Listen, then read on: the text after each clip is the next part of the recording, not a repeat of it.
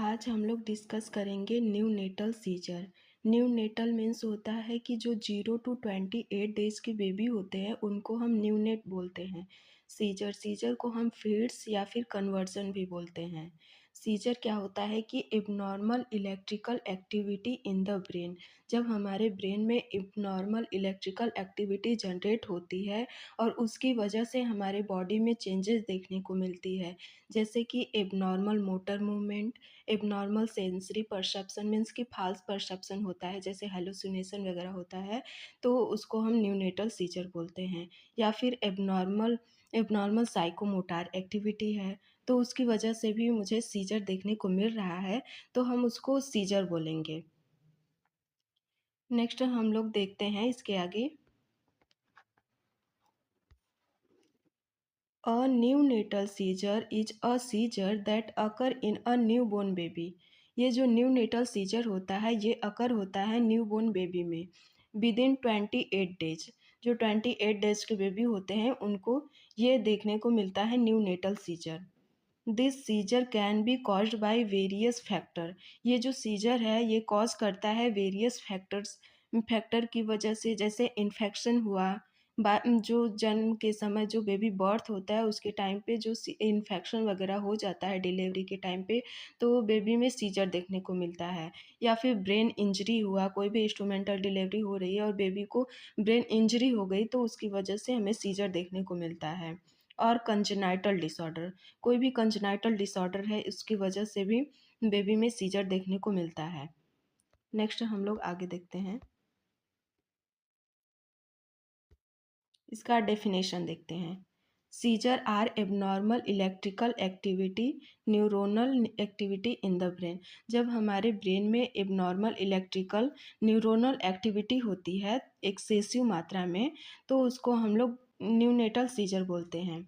New natal scissor और new natal conversion, इसको हम न्यू नेटल सीजर या फिर न्यू नेटल कन्वर्सन बोलते हैं, या फिर इपिलिप्सी बोलते हैं। ये अकर होता है from birth to the end of neonatal period.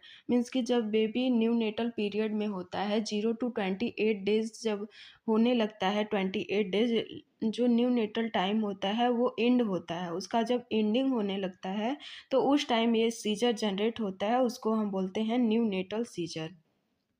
Next हम लोग आगे देखते हैं इसका इटियोलॉजी, मीन्स कि कॉजेज क्या होती हैं, कैसे कॉज होता है न्यूनेटल सीजर। पहला है हाइपोक्सिक इस्चेमिक इंसेफेलोपैथी। मीन्स कि इंस्चेमिक इंसेफेलोपैथी की वजह से भी सीजर जनरेट होता है। या फिर इंट्राक्रेनियल हेमरेज, कोई भी ब्रेन में हेमरेज वगैरह हो गया तो उसकी वजह से हमें सीजर देखने को मिलता है। नेक्स्ट है इन्फेक्शन, कोई भी बर्थ के टाइम पे, डिलीवरी के टाइम पे कोई भी इंजरी हो गया बेबी को, तो उसको हम लोग देखते हैं कि उसको सीजर जनरेट हो जाता है। या फिर कोई भी मेटाबॉलिक डिसऑर्डर हो गया, या जेनेटिक डिसऑर्डर हो गया, या मेटरनल ड्रग यूज। मीन्स कि जब बेबी बूम में रहता है, मदर के बूम में रहता है, तो जो मदर होती है कोई भी मेडिसिन यूज करती है तो वो बेबी को अफेक्ट करता है, जिसकी वजह से न्यू नेटल सीजर देखने को मिलता है। नेक्स्ट हम लोग आगे देखते हैं इसका क्लासिफिकेशन अब हम लोग देखेंगे। इसका क्लासिफिकेशन देखते हैं। ये मेनली टू टाइप्स का होता है, जनरलाइज एंड पार्शियल। पार्शियल को हम फोकल या फिर लोकल सीजर भी बोलते हैं।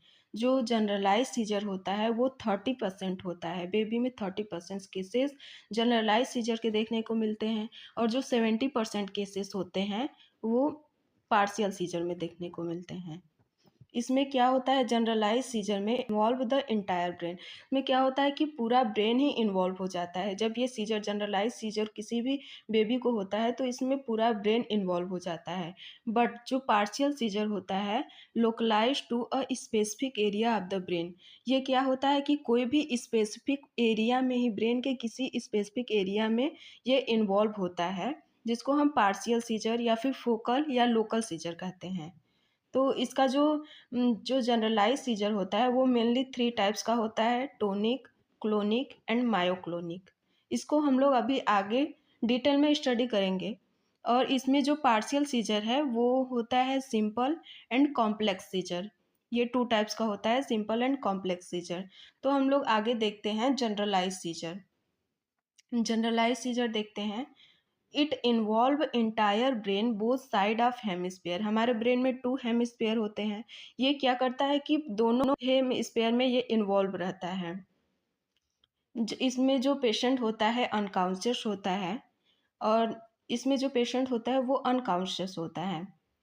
और इसमें क्या होता है कि इसमें पूरा ब्रेन जनरलाइज है, तो इसमें ऑलरेडी पूरा ब्रेन ही इन्वॉल्व होगा। इसका जो हम लोग टाइप्स देखते हैं, इसका टाइप्स देखते हैं अब। टोनिक सीजर पहला था, टोनिक सीजर, तो हम लोग इसमें देखते हैं tonic seizure. Sudden and sustain muscle stiffness rigidity in the body. इसमें क्या होता है कि सडन एंड मसल स्टिफनेस हो जाती है, मीन्स की रिजिडिटी देखने को मिलती है, जो मसल्स होती हैं वो अकड़ जाती हैं। The body may become unconscious, जो बॉडी होती है वो अनकॉन्शियस हो जाती है। It last for few second to a minute. ये कुछ सेकेंड से कुछ मिनट तक होता है। ये सीजर कुछ सेकेंड या फिर कुछ मिनट के लिए ही सिर्फ होता है, ये ज़्यादा नहीं होता। नेक्स्ट हम लोग आगे देखते हैं क्लोनिक सीजर। क्लोनिक क्या होता है हम लोग देखते हैं। Rhythmic jerky movement that may affect the entire body or just one part of the body, arm और लेग। इसमें क्या होता है कि इंटायर, इसमें बॉडी का कोई स्पेसिफिक पार्ट ही इन्वॉल्व होता है। इसमें जर्की मूवमेंट देखने को मिलती है, या फिर कोई हैंड हो गया या लेग, ये किसी स्पेसिफिक बॉडी पार्ट को ही अफेक्ट करता है। इसको हम बोलते हैं क्लोनिक सीजर। नेक्स्ट हम लोग देखते हैं अब आगे मायोक्लोनिक सीजर। मायो मीन्स समझ में आ रहा है मायो वर्ड से ही कि मसल्स, और जो इसमें क्लोनिक है, क्लोनिक हम लोग आगे देखे हैं। इसमें क्या था कि जर्की मूवमेंट आ रही थी। मायो मीन्स मसल, तो इसमें मसल्स में जर्की मूवमेंट देखने को मिलेगा। इसमें आगे देखते हैं sudden brief muscle contraction that can affect one or more part of the body, that is a typically lasts for only a few seconds। इसमें क्या होता है कि हमारे मसल्स में जर्की मूवमेंट देखने को मिलती है।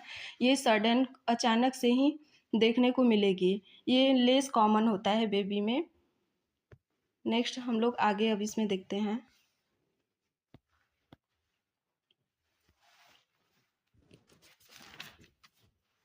इसका जो नेक्स्ट है वो है पार्शियल सीजर। जो सीजर होता है वो 2 टाइप्स का हम लोग देखे थे। तो एक हो गया जनरलाइज सीजर, हम लोग ऑलरेडी अच्छे से डिस्कस कर चुके हैं। तो अब हम लोग देखेंगे पार्शियल सीजर। पार्शियल सीजर क्या होता है। Partial seizure also known as focal seizure. इसको हम लोग फोकल सीजर के नाम से भी जानते हैं। Is a type of seizure that affect only one part of the brain. ये क्या होता है कि इसमें ब्रेन का कोई एक पार्ट ही इन्वॉल्व होता है। उसमें जो जनरलाइज सीजर था वो ब्रेन का मीन्स कि पूरा ब्रेन ही इन्वॉल्व था, बट इसमें कोई ब्रेन का स्पेसिफिक पार्ट ही इन्वॉल्व होता है। इसको बोलते हैं पार्शियल सीजर। इसका जो टाइप्स है वो 2 टाइप्स का था, simple partial seizure and complex seizure. तो हम लोग पहले देखेंगे simple seizure. Simple partial seizure, इसमें क्या होता है कि जो पेशेंट होता है वो कॉन्शियस रहता है। Also known as focal aware seizure. इसको हम आल्सो नोन एज मीन्स कि इसको अवेयर सीजर के नाम से भी जानते हैं। Is characterize by a abnormal electrical activity in the specific part of the brain. जैसे ब्रेन का कोई भी स्पेसिफिक पार्ट हुआ तो उसमें इलेक्ट्रिकल एक्टिविटी जनरेट हो जाती है, जिससे कि बेबी में सीजर देखने को मिलता है। The may experience abnormal sensations such as a tingling feeling or a sense of fear। में क्या होता है कि tingling sensation जनरेट हो जाता है, और जो बेबी होता है उसमें फियर देखने को मिलेगा। नेक्स्ट हम लोग इसका जो सेकंड है इसमें देखेंगे कॉम्प्लेक्स सीजर। कॉम्प्लेक्स सीजर क्या होता है। इसमें जो पेशेंट होता है वो अनकॉन्शियस होता है। उस हम लोग देखे थे जो पार्शियल सीजर था उसमें 2 टाइप्स होता है, simple partial seizure and complex seizure. Simple partial में क्या होता है कि जो सीजर होता है इसमें जो पेशेंट होता है वो कॉन्शियस होता है, बट जो कॉम्प्लेक्स है इसमें अनकॉन्शियस होता है।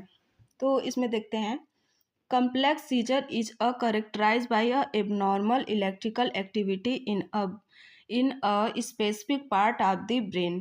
इसमें क्या होता है कि इलेक्ट्रिकल एक्टिविटी ब्रेन के किसी स्पेसिफिक पार्ट में होता है, कॉज अ लेस कॉन्शियसनेस।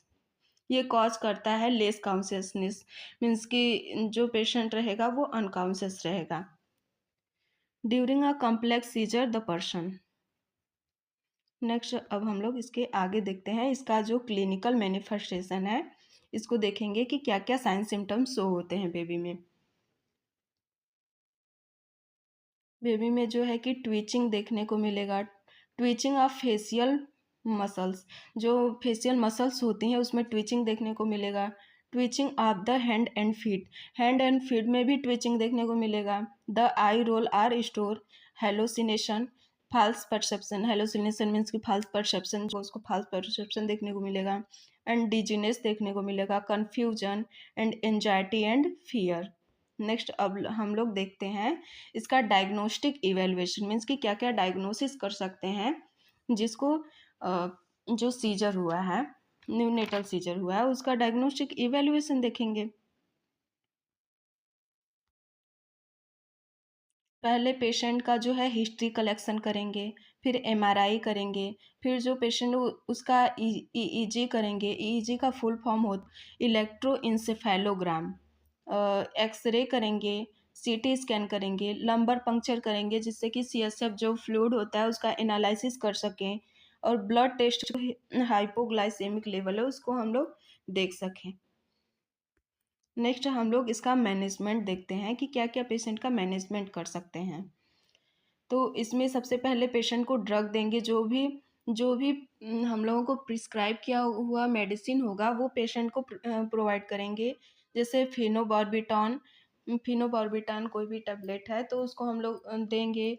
इसका जो डोजेस होता है 3.5 mg पर केजी पर डे देंगे। और डायाजिपाम देंगे 0.2 mg पर केजी पर डोज देंगे। और सोडियम वाल्पोरेट देंगे 12 to 20 mg पर केजी पर डे देंगे। और पेशेंट को जो है ऑक्सीजन थेरेपी देंगे। और नेक्स्ट जो है बेंजोडायाजिपाम मेडिसिन प्रोवाइड करेंगे। नेक्स्ट अब हम लोग देखते हैं इसका सर्जिकल मैनेजमेंट। जो पेशेंट होगा उसका तो इसको ट्रीट करने का कुछ तो फार्मूला अपनाएंगे, तो उसका सर्जरी करके देखेंगे। तो इसका जो है न्यूरो सर्जरी, पहले removing area of brain where the seizure occur like a tumour. Brain में कोई भी ट्यूमर वगैरह है तो उसको हम लोग रिमूव कर देंगे, जिसको हम लोग न्यूरो सर्जरी के थ्रू हम लोग जो ट्यूमर है उसको रिमूव कर देंगे। नेक्स्ट है कोलोस्टॉमी। जो कोलोस्टॉमी होती है इसको देखेंगे। Surgery to treat epileptic seizure, procedure involve cutting a band of a fibre in brain afterward. Means कि जो भी फाइबर होंगे ब्रेन में उसको हम लोग कटिंग कर देंगे, जिसको हम लोग कोलोस्टॉमी बोलते हैं। नेक्स्ट अब हम लोग इसका नर्सिंग मैनेजमेंट देखेंगे। इसका हम लोग नर्सिंग मैनेजमेंट देखेंगे। Early recognise and assessment of seizure activity. अगर हमें पता चल गया कि हाँ बेबी को सीजर है तो हम लोग उसको तुरंत रिकॉग्नाइज करेंगे, उसका ट्रीटमेंट प्रोवाइड करेंगे। आगे देखते हैं। Monitoring and managing vital sign and oxygenation. जो भी पेशेंट होगा उसका जो वाइटल साइंस है उसको मॉनिटर करेंगे, और उसको ऑक्सीजन की रिक्वायरमेंट होगी तो उसको ऑक्सीजन प्रोवाइड करेंगे। Administrating epileptic medication. जो भी प्रिस्क्राइब किया हुआ मेडिसिन है उसको इपिलेप्टिक मेडिसिन है तो वो पेशेंट को प्रोवाइड करेंगे। Provide a safe and supportive environment. जो भी पेशेंट है उसको उसको प्रोवाइड करेंगे सेफ एंड सपोर्टिव इन्वायरमेंट, जिससे कि पेशेंट जो है अपने आप को अच्छा फील कर सकें। Provide education and support to the family. जो भी उसके फैमिली मेम्बर है या फिर जो पेशेंट है उसको हम लोग जो प्रोवाइड करेंगे उसको एजुकेशन, मीन्स कि उसका केयर कैसे करना है, पेशेंट का केयर कैसे करना है उसको फैमिली मेम्बर को समझाएंगे, बताएंगे। ठीक है, थैंक यू क्लास। अब मिलते हैं नेक्स्ट क्लास में।